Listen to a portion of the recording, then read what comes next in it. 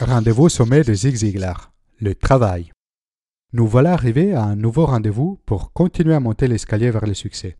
Dans les vidéos précédentes, dédiées au livre Rendez-vous au sommet de Zig Ziglar, vous avez découvert comment monter les premières 4 marches, développer une image de soi positive, établir des relations constructives avec les autres, définir des objectifs clairs et précis, adopter une attitude positive. Aujourd'hui, vous allez découvrir la 5e et avant-dernière marche, le travail.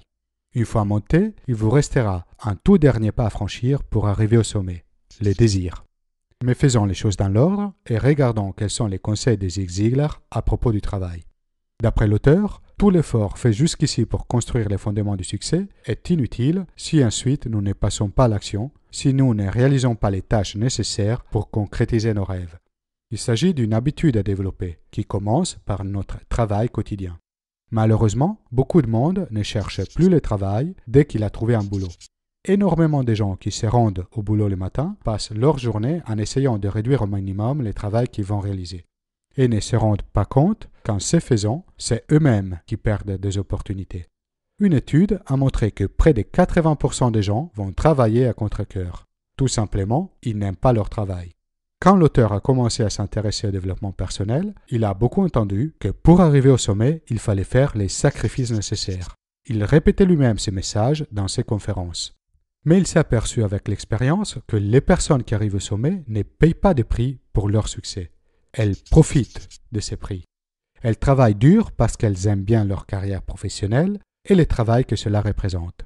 Elles choisissent de dédier leur temps et leur énergie à leur travail parce que cela leur plaît. Leur attitude leur permet de voir le travail non pas comme une corvée, mais comme une source de plaisir.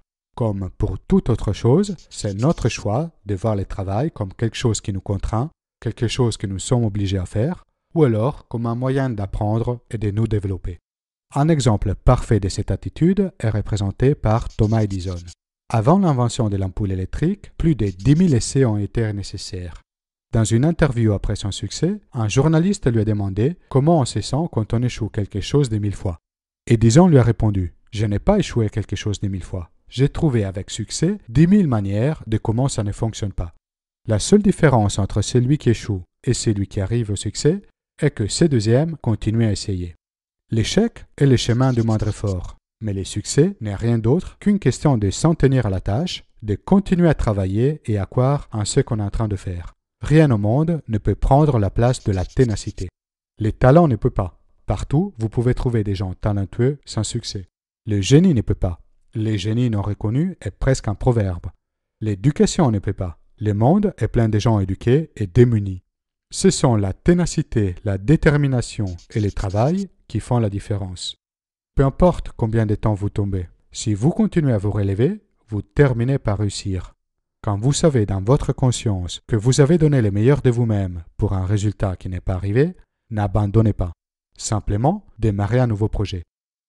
Dans chacun d'entre vous, il y a des énormes réserves.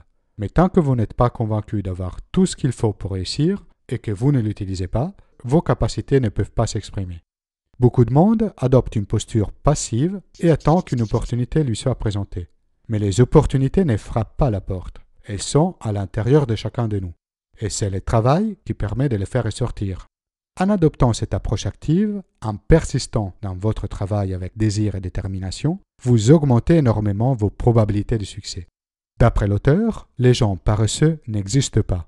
S'ils sont en bonne santé, leur seul problème est le manque d'inspiration. Ils ont un problème d'attitude. Ils sont réticents à donner le meilleur d'eux-mêmes dans leur travail ou leur profession. Ils ont peur que s'ils donnent tout ce qu'ils ont et ils ne réussissent pas, ils seront en échec total. S'ils ne font qu'un effort partiel, par contre, ils ont une excuse déjà prête et moins douloureuse pour expliquer leur manque de succès. Mais c'est clair aussi que personne n'a jamais réussi en s'appliquant qu'à moitié.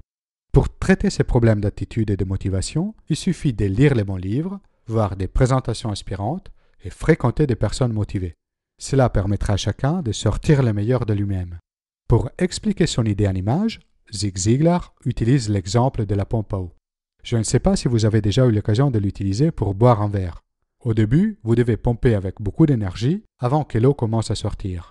Pendant toute cette phase, aucun résultat apparent ne peut vous prouver que votre travail sert à quelque chose.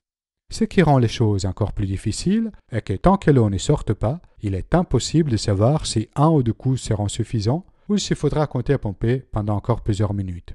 Par contre, une fois que le flux d'eau commence, il suffit de maintenir la pompe à pression pour avoir à chaque pompage beaucoup plus d'eau que vous pouvez boire. Le message est clair. Peu importe ce que vous êtes en train de faire, pour réussir, travaillez avec la bonne attitude et les bonnes habitudes. Mais surtout, continuez avec la même persistance et ténacité. Dans votre chemin vers le succès, rappelez-vous de l'exemple de la pompe à eau. C'est normal si de temps en temps ça vous arrive d'avoir envie d'arrêter de pomper, si vous avez l'impression que votre effort ne sera jamais récompensé. Il vous sera impossible de savoir si vous avez besoin encore d'une semaine, d'un mois ou d'un an avant d'obtenir les résultats que vous cherchez. D'un côté, si vous vous contentez de pomper sans conviction et sans régularité, vous pouvez pomper pour toujours sans que rien ne se passe.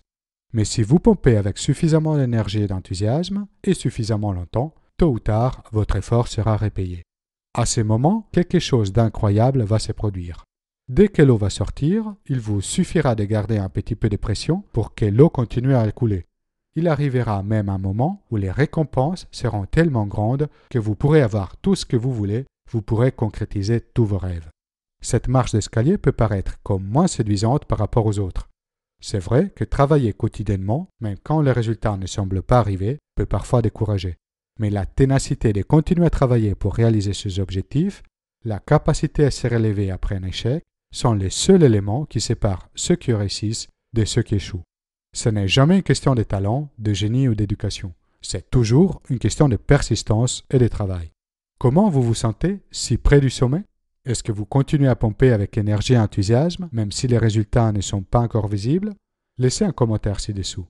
Si vous souhaitez soutenir la production de Mind Parachutes et au passage télécharger l'audio de chaque résumé en MP3, rendez-vous sur ma page Tipeee. Vous pouvez télécharger la Mindcard de cette vidéo et de toutes les vidéos précédentes depuis mon site internet mindparachutes.com. Si vous avez aimé la vidéo, inscrivez-vous à ma chaîne YouTube et partagez la vidéo autour de vous.